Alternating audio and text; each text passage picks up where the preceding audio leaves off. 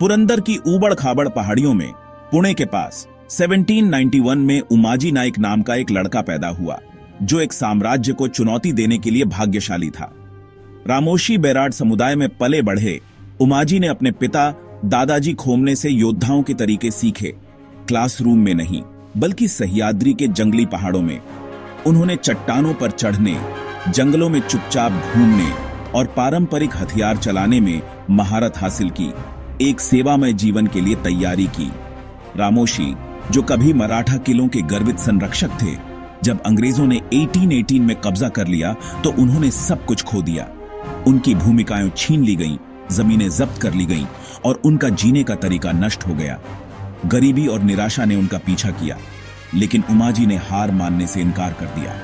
अपने लोगों को दुख झेलते हुए देखकर उन्होंने वापस लड़ने का संकल्प लिया। 1824 तक उमाजी ने अंग्रेजों के खिलाफ अपने लोगों को विद्रोह में नेतृत्व करने का फैसला किया।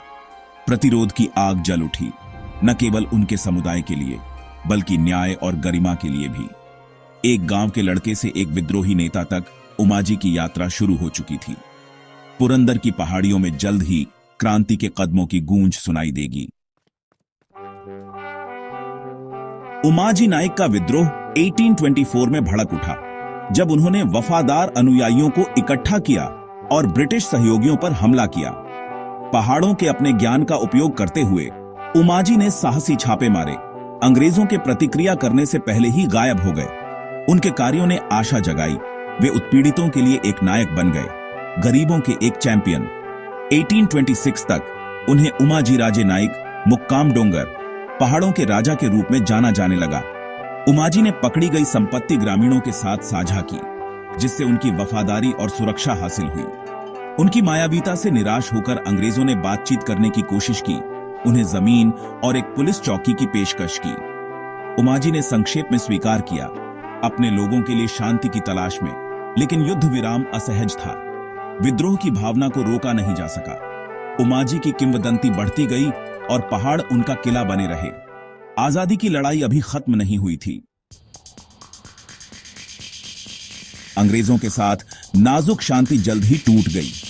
उमाजी को एहसास हुआ कि वह उन लोगों की सेवा नहीं कर सकते जो उनके लोगों को उत्पीड़ित करते हैं।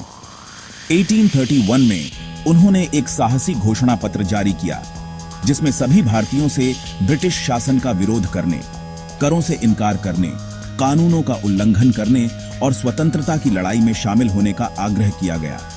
इस आह्वान ने उमाजी को भारत के शुरुआती स्वतंत्रता सेनानियों में से एक में बदल दिया। अंग्रेजों ने अलार्म्ड होकर उन्हें एक आउटलॉ घोषित कर दिया और उनके सिर पर एक बड़ा इनाम रख दिया।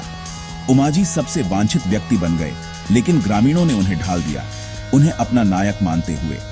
महीनों तक उन्होंने गिरफ्तारी से बचे रहे, पहाड़ों में ब्रिटिश सेना को मात देते रहे, लेकिन बिट्रेयल हुआ। इनाम के लालच में एक साथी रामोशी ने उनके छिपने की जगह बता दी।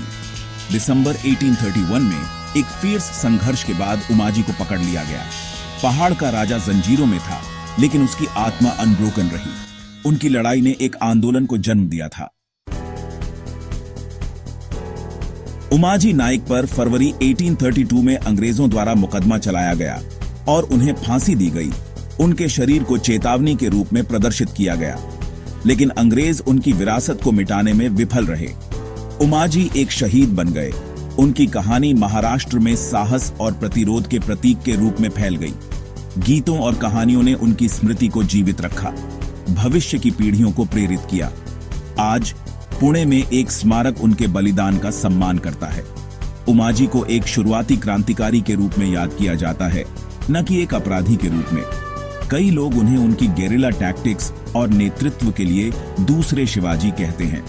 उनका जीवन साबित करता है कि साधारण लोग असाधारण बदलाव ला सकते हैं।